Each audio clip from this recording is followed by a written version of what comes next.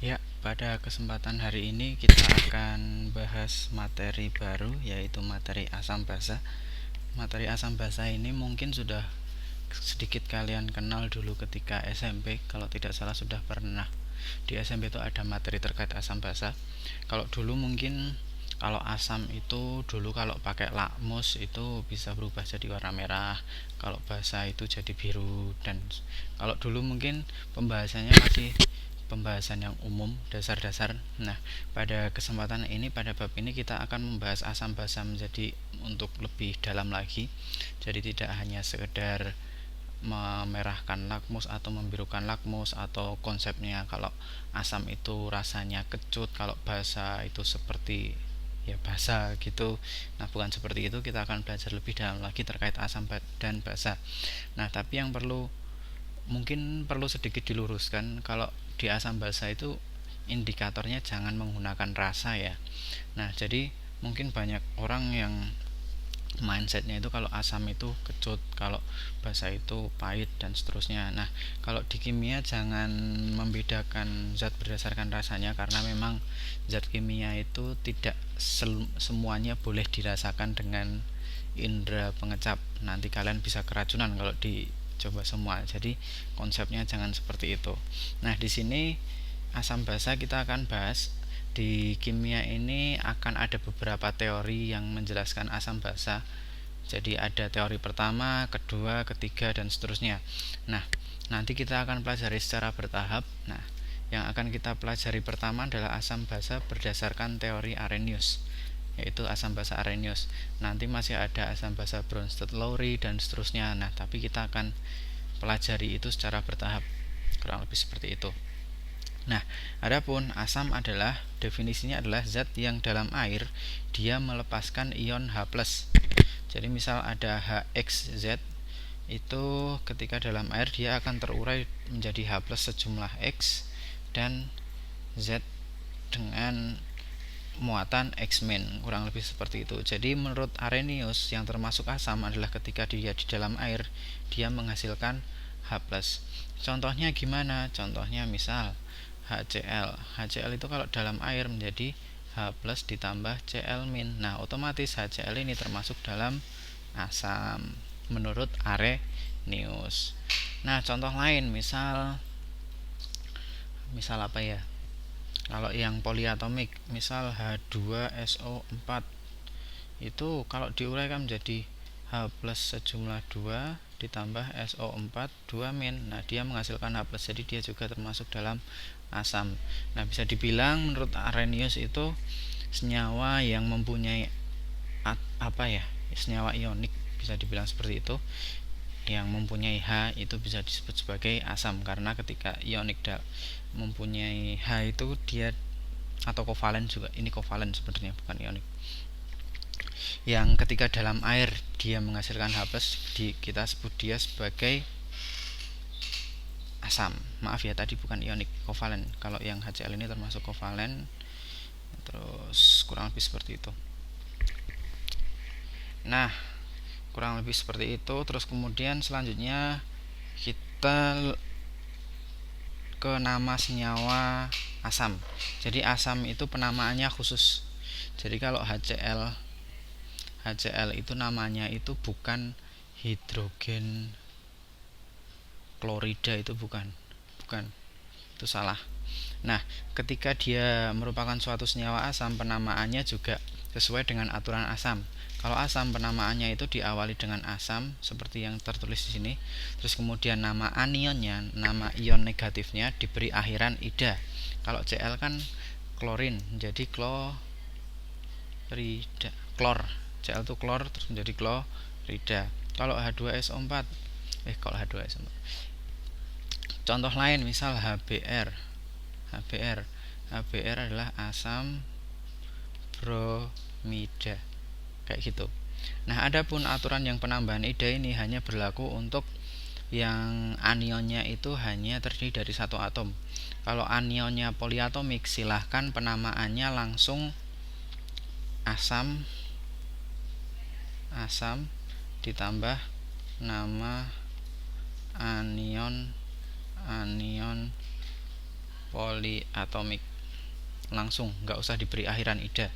Contohnya adalah H2SO4. H2SO4 itu namanya adalah asam. Kalau SO4 2-min itu nama anionnya adalah sulfat, jadi namanya asam sulfat langsung. Jadi kayak gitu, nggak ada akhiran ida. Kurang lebih seperti itu untuk tata cara penamaannya. Nah, jadi yang sudah kita dapat adalah menurut Arrhenius asam itu yang menghasilkan H+, terus kemudian tata namanya juga khusus diawali dengan kata asam. Kalau dia monoatomik diberi akhiran ida, kalau poliatomik tinggal nama anionnya saja. Nah, yang selanjutnya, kalau ada penjelasan asam pasti ada penjelasan dari basanya. Nah, kalau asam tadi di dalam air melepas H+, tapi kalau basa dia melepas OH-. Jadi ciri khas dari basa itu dia memiliki ion OH-. Nah, adapun persamaan umumnya adalah MOHX. X itu menunjukkan jumlahnya itu berapa, kemudian menjadi M dengan muatan X plus ditambah dengan OH- sejumlah X, kurang lebih seperti itu. Contohnya misal ada BaOH 2 kali, terus ada ini kalau diuraikan menjadi Ba2 plus ditambah 2 OH minus. Contoh lain MgOH 2 kali menjadi Mg2 plus tambah 2 OH minus juga. Contoh lainnya apalagi ya, NaOH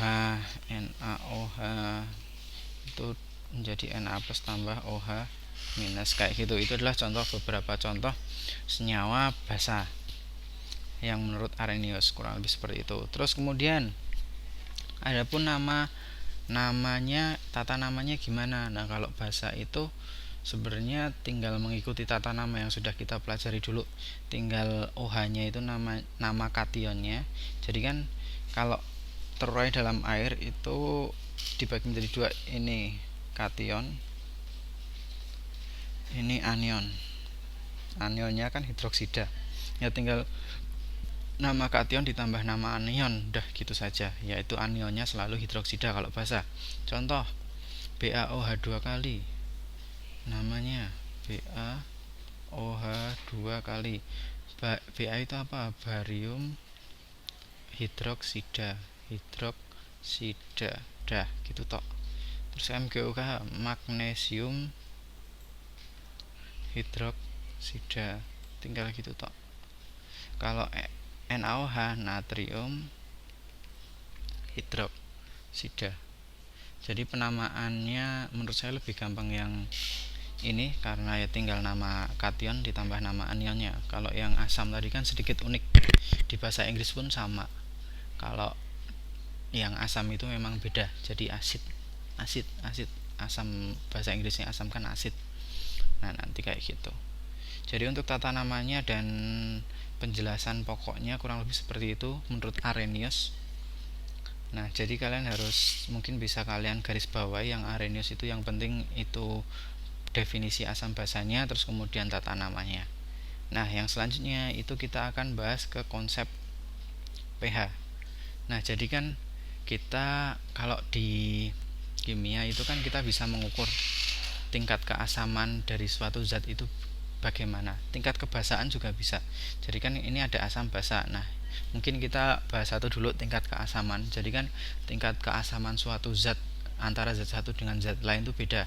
Zat satu bisa lebih asam, terus zat kedua bisa lebih atau bisa kurang asam. Nah, jadi untuk mengukur tingkat keasaman suatu zat itu kita menggunakan suatu variabel yang namanya pH. Nah, di sini kita akan bahas konsep pH. Nah, tadi kan kita pH ini digunakan untuk mengukur tingkat keasaman.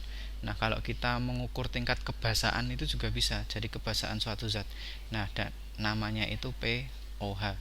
Jadi kalau tingkat keasaman itu pH, kalau tingkat kebasaan itu pOH. Nah, adapun tingkat keasaman tadi kan yang menjadi ciri khas asam itu kan H+ ya. Jadi tingkat keasaman dari suatu senyawa itu tergantung pada konsentrasi H+-nya kalau keasaman. Sedangkan kalau kebasaan nanti ya tinggal dibalik, yaitu tinggal tingkat konsentrasi OH-nya itu seberapa banyak. Semakin banyak itu semakin, kalau OH-nya banyak ya semakin basa, kalau H plusnya yang lebih banyak itu ya semakin asam, kurang lebih seperti itu. Adapun untuk menghitung rumus penentuan pH itu dengan rumusnya ini, rumus pokoknya itu gampang, yaitu pH sama dengan min log konsentrasi H plusnya itu berapa. Konsentrasinya itu dalam M ya, molaritas. Konsentrasi molaritas. Jadi tinggal min log dikalikan dengan min log konsentrasi H plus, kurang lebih seperti itu. Nah, terus kemudian cara menggunakan log tuh gimana sih? Nah, mungkin kalian sudah paham log, jadi saya cuma mereview sedikit, dan mohon maaf apabila dalam penjelasan saya ada konsep-konsep mungkin yang bahasanya kurang sesuai kurang sesuai dengan bahasa matematika yang seharusnya. Saya cuma bahas dengan konsep simple saja. Nah, adapun logaritma itu tuh lebih kayak logaritma atau bisa ditulis log itu tuh kebalikan dari perpangkatan.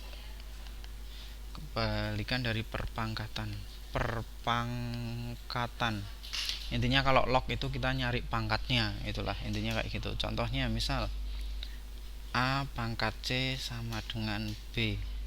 Nah, misalnya itu A nya itu 2 pangkat 3 sama dengan berapa ya, 48, sama 2 pangkat 3 sama dengan 8. Ini perumpamaannya kayak gitu. Nah, terus kalau log tuh gimana? Kalau log itu kita mencari pangkatnya. Ini pangkat C, A pangkat C ya. Oh iya, nggak apa-apa. Nah, terus kalau log itu bedanya jadinya A log B sama dengan C. Jadi yang kita cari itu pangkatnya, C-nya, A pangkat C, terus ya yang kita cari pangkatnya ini kayak gitu. A log B itu sama dengan C dengan persamaan umum yang ini. Terus kemudian kalau kita praktekkan di sini ya sama aja, 2 log 8 sama dengan 3. Kalau bahasa bodonnya atau bahasa apa ya, bahasa simpelnya yang simpel banget itu intinya kita nyari 2 pangkat berapa supaya nanti hasil akhirnya jadi 8. Ya udah, hasilnya adalah 3. 2 pangkat 3 sama dengan 8, kurang lebih seperti itu. Nah, tapi kalau di kimia ini kan kalau kalau dijelaskan, A ini kan namanya itu basis. A itu basis, ini A-nya itu basis, yaitu angka pokoknya itu berapa. Terus kemudian B itu adalah pangkatnya yang dicari. B itu bilangan yang dicari nilai logaritmanya, sedangkan C itu adalah pangkatnya yang kita cari. Nah, di situ kalau dipecah-pecah seperti itu. Nah, kalau di kimia basisnya itu kita langsung basisnya 10. Jadi basisnya nggak ditulis, langsung log berapa, itu log 100. Nah, itu berapa. Nah, kalau seumpama log 100 seperti itu, kita asumsinya adalah basisnya atau yang berperan sebagai A-nya ini adalah 10. Jadi sama aja 10 log 100. 10 pangkat berapa supaya jadi 100 pangkat 2. Ya udah, seperti itu terus. Kalau log 1000 itu berapa? Ya udah 3. Log berapa? 10.000 berapa? 4. Ya udah, cuma gitu-gitu tok. Jadi definisi log penjelasan log yang akan kita gunakan kurang lebih seperti itu. Nah, di sini ada sedikit latihan soal terkait penggunaan log. Jadi di sini ada 3 konsentrasi. Nah, tugas kita adalah menentukan pH dari larutan jika H+ diketahui nilainya sebesar itu. Nah, kita ini nomor 1, 2, 3 gitu ya. Nomor 1, pH sama dengan min log konsentrasi H+. Konsentrasi H+ berapa? 1 kali 10 min 4. Jadi sama dengan min log 1 kali 10 min 4. Nah, di sini kita sudah tahu 1 kali 10 min 4 1 Kalau cuma dikali satu kan satu nggak perlu ditulis ya, sama aja 10 pangkat min 4. Nah kalau di sini ini kan bisa, kita sudah bisa jawab min log 10 pangkat min 4 itu berapa sih. Nah tadi seperti yang kita bahas, kalau log kita basisnya 10 ya, log 100 yaitu 10 pangkat berapa supaya jadi 100. Nah yaitu 2, atau kalau pengen lebih gampang, log 10 pangkat 2 kan 100. Ini lognya ya udah ini lognya kayak gitu.